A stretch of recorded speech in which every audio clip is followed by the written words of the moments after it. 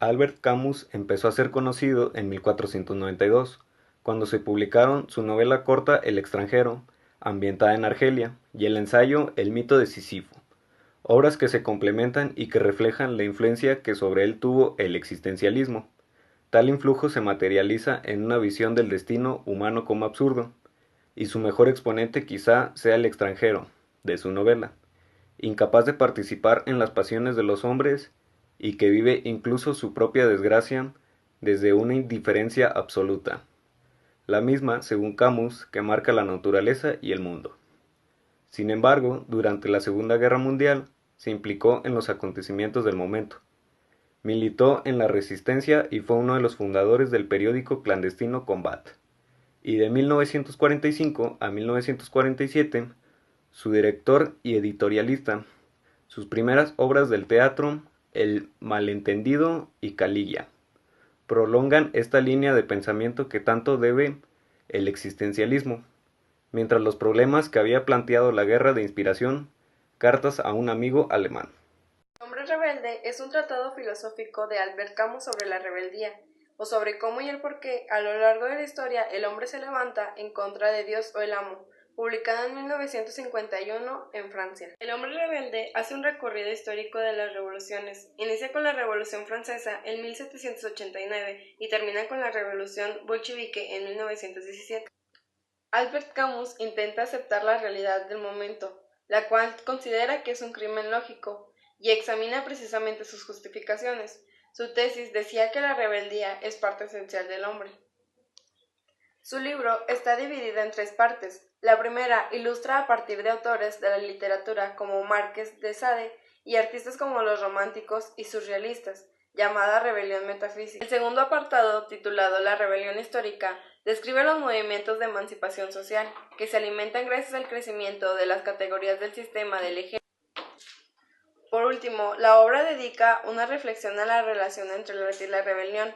En cada uno de estos apartados se abordan y complejizan las distintas formas de rebelión contra valores y principios que se han aceptado como inmutables. Dios, moral y principios se ponen en cuestión en el acto de la rebeldía a favor de una comprensión diferente, lo cual ofrezca un sentido ajeno al de los principios superiores o divinos.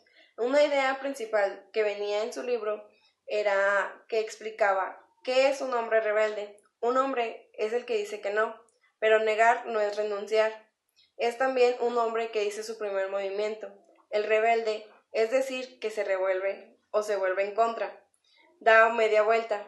Marchaba bajo el látigo del amo y he aquí que hace frente. Gabriel Marcel fue un dramaturgo y filósofo francés que nació en París el 7 de diciembre de 1889. Él sostenía que los individuos tan solo pueden ser comprendedores. Esta afirmación constituye que el eje de su pensamiento, siendo calificado como existencialismo, cristianismo o personalismo. Estudió en el Liceo Carnot y en la Universidad de la Sorbonne, donde cayó y dejó a la influencia del idealismo y el espiritualismo. Luego enseñó en algunos liceos clásicos y se dedicó al periodismo y a la crítica literaria. Fue autor de muchas obras de teatro y algunas composiciones musicales.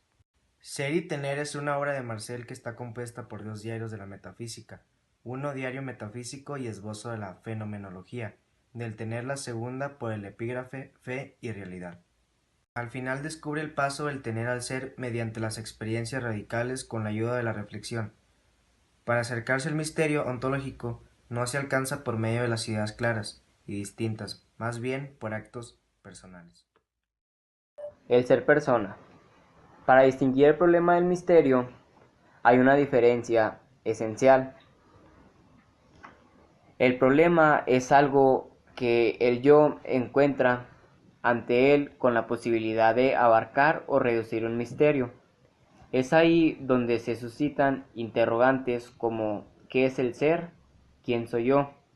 Ya que para el actor el ser es experimentado y no es objeto, no puede ser representado o demostrado. Ahora presento Ser y Tener. Es una obra de Marcel. En un primer momento tenía la intención de solamente escribir notas y posteriormente elaborar un ensayo filosófico Además sufre los estragos de la Primera Guerra Mundial y aún así no deja de escribir. La segunda parte está conformada por el Fe y Realidad, desarrollada en 3 ensayos.